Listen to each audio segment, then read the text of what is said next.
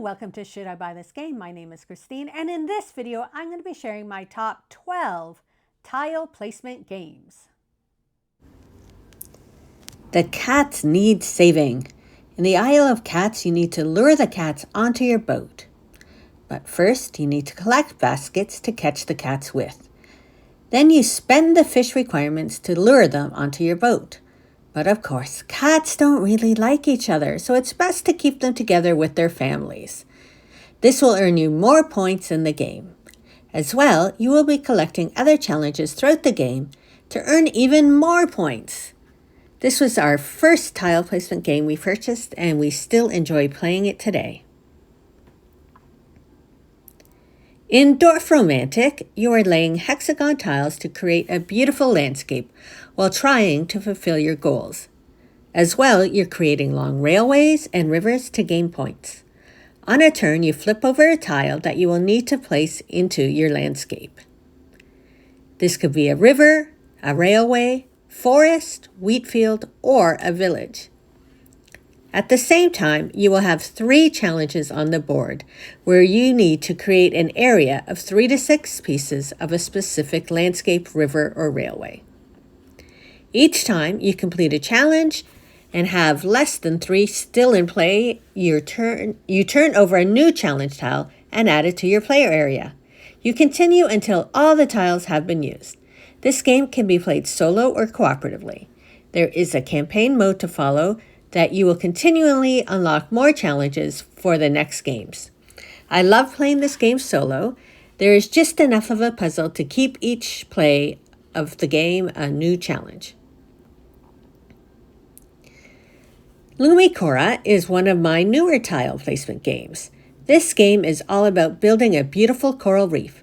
What intrigued me about this tile placement game is that you are building the tiles up and scoring them for each level you build. Although there isn't an official solo mode, I have managed to play solo just by discarding some of the tiles each turn. My Island and My City are similar games, but one takes place on an island and one in the city. My Island uses hex-shaped pieces while My City uses rectangular pieces. Both games have campaigns that you can play through. Basically, there's a deck of cards, and with each player having coordinating tiles. On a turn, a card is placed face up. Each player finds their coordinating tiles and adds it to their player board, based on simple tile placement rules. As you work through the campaigns, you will be faced with new challenges. Although it is a campaign game, you can always play the base game on the opposite side of the board.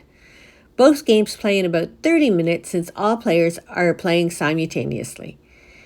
We have completed the My Island campaign and are currently working through the My City campaign. We enjoy both games and like having the different tile options. Tangram City has a similar playing mechanism as My Island and My City, but here the tiles are tangram shapes. You simply turn over a card and place the matching tile on your player mat.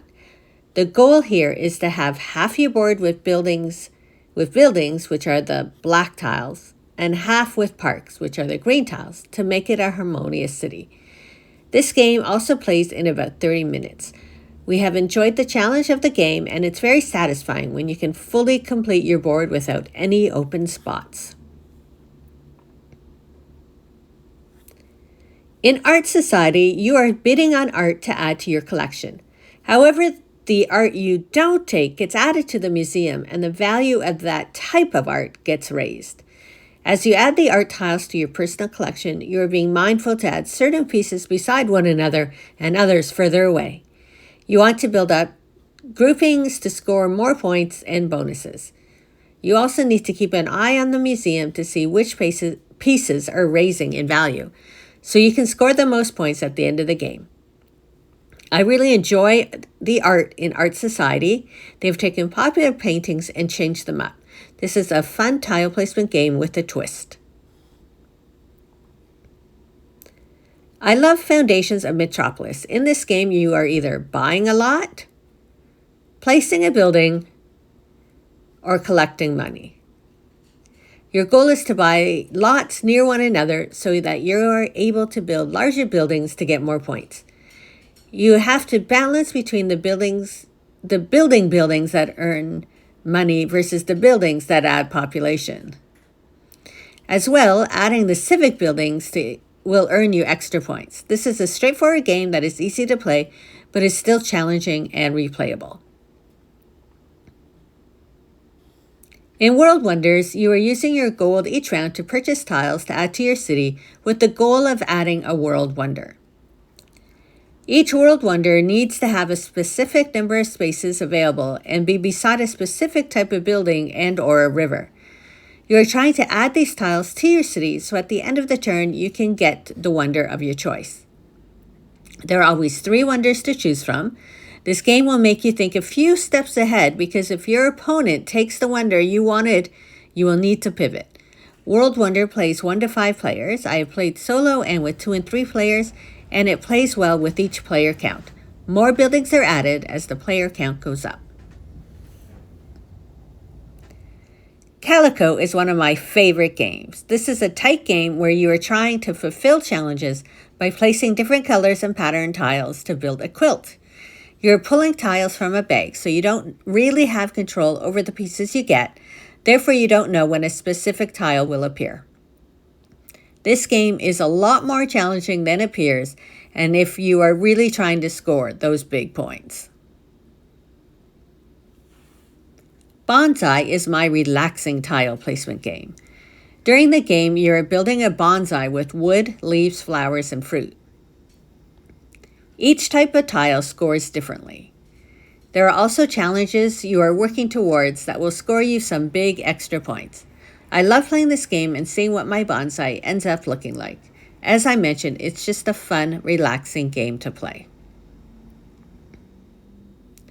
Cascadia is another puzzly game. You are choosing habitats and animals to score points based on the challenge cards that you're using for the game. There are always 4 sets of tiles and tokens to choose from. This game is for someone who likes the challenge of working on multiple scoring opportunities at once. And finally, in the Castles of Burgundy, each player takes on the role of an aristocrat, originally controlling a small princedom.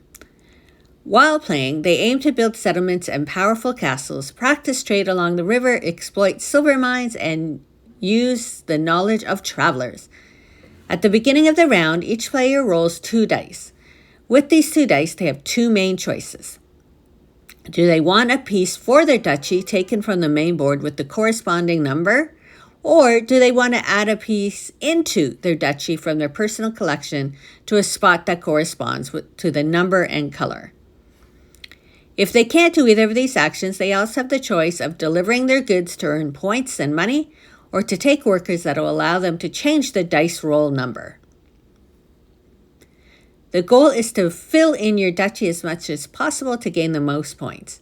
This game was originally released in 2019, but in 2023, they released their collector's edition, and it is currently doing another release of the collector's edition for 2025. We love Castles of Burgundy. We love the gameplay and the challenge to create the best duchy. You can still get the original game, which is a lot more affordable than the collector's edition. Now, if you want to know more about any of these games, check out the links in the description below to my full videos I made on how all of these games are played.